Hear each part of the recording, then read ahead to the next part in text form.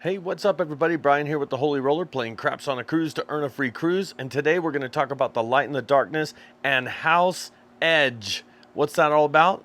Let's go. Welcome to the Holy Roller, where it's all about playing craps, earning free cruises, and a whole lot more. Thanks for watching. Now let's get rolling. So whenever playing craps, a lot of people really focus on house edge, or meaning, do you have the edge or does the house have the edge? Like, are you playing against the casino? We're all playing against the casino, right? I mean, even if we're on the don't pass, we're playing against the casino. We're not playing against the roller or the shooter. We're playing against the casino. So I think it's important for us to understand house edge, or what is the lowest house edge, or if you have the edge against the house or they have the edge against you. Let's talk about it. Have you got your dice tracker yet? Make sure to get one of these. Go to holyroller.com or check the link in the description. This is able to track not only your bankroll but your points towards a free cruise, among other things. So make sure to grab one of these. Now let's get back to it. Now, of course, the way the game is set up, the casino always has the edge. Don't get me wrong, but there is, on certain bets, there's what's called house edge. So let's talk about it. If we did $150 on the pass line, that has a certain house edge. Do you have the edge when the puck is off and it's a come out roll? Do you have the edge, or does the house have the edge? Actually, on this right here, on the first roll, when the puck is off, you have the edge. It is an 11.11% edge. You are plus, you have the edge by plus 11.11%. Now, the kicker is this. Once a point is established, let's say a 4 rolls, and so the point is 4. Now that the point is 4, you actually have the disadvantage and the house has the advantage. So you only have the advantage on the first roll when the puck is off. Once there's a point established, you have the disadvantage and you cannot remove this bet. So the house has the advantage on a point of 4 or 10. These are the same. The house has the advantage of 8.33%. They have the advantage. You might say, Brian, what if I add odds? What if I add single odds, $150 in odds now, and I add $150 in odds on a 4 and 10, the house has the edge of 4.17%. They have the edge on this bet. Now you might say, well, that's just on the 4 or the 10. What if I add a 6 and 8 for $30 each? Now, do I have an edge? No, the house still has the edge by 3.55%. With all of this money, the house has an edge of 3.55%. Now, what happens if I add the 5, 9, and 10? I'll have more ways to win. Do I have a better edge, or does the house have the edge? Well, like I said, the house always has the edge once the puck is on, if you're ever on the pass line. So if you add that, the house still has the edge at 3.38%. Now, what if the point is 5 or 9? The house is going to have the edge by 5.56%. And if you add the odds, the house still has the edge at 2.78%. What about the 6 and 8?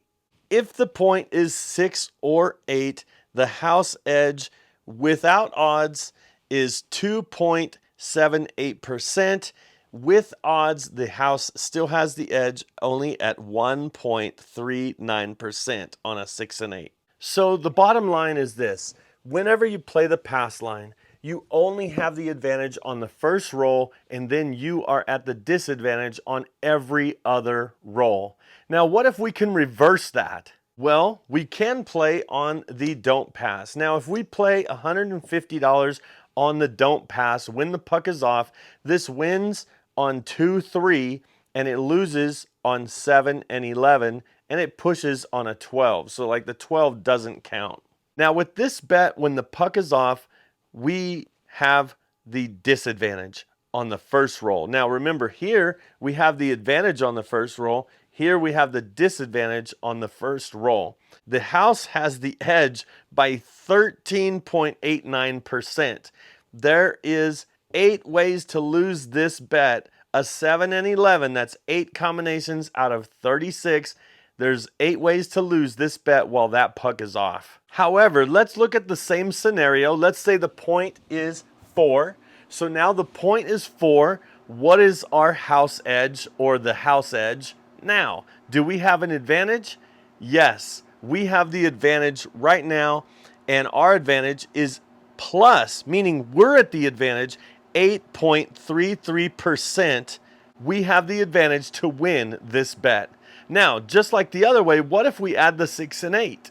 So we add a 6 and 8, and we still have the advantage of 5.82% plus in our favor.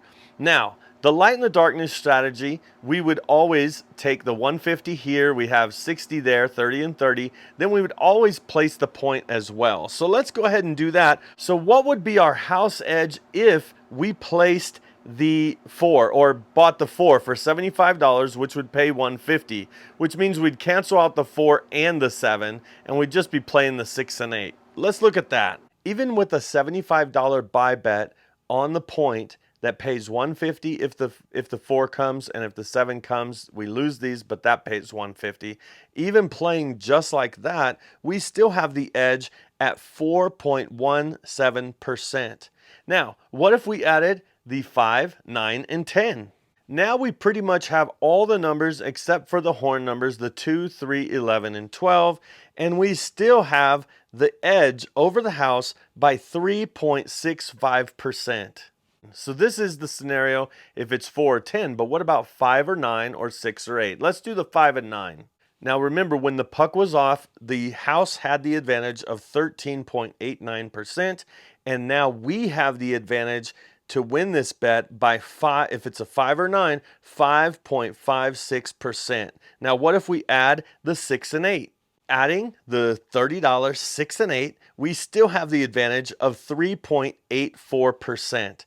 Now, what if we put $100 on the point? It'll pay $140, so the difference is $10 if the 5 comes. But what would be the house edge if we put $100 on the point? Well, we still have the house edge at 2.24%. We have the edge over the house. What if we add the 4, 9, and 10? Yep, you guessed it. We still have we have the edge over the house, and we have an edge of 1.19%. Not a huge edge, but we do have the edge. Let's do the 6 and 8. Now let's say the point is 6 or 8. What is the house edge, or do we still have the edge to win this bet? Yes, we do, at 2.78%. Now on this one, instead of adding an 8, we're going to just add the 4, 5, 9, or 10. And what would be our house edge? Would we still have the house edge? Let's see. Yep, we still have the house edge at 1.9%. What if we add the point for 120 and a $5 hard way? All right, we added the point for $120 that pays $140, even though we would lose $150, and we added the hard way for $5. What is our house edge there? Our house edge is still, we are favored to win by 0.93%. Very low, but we're still favored to win.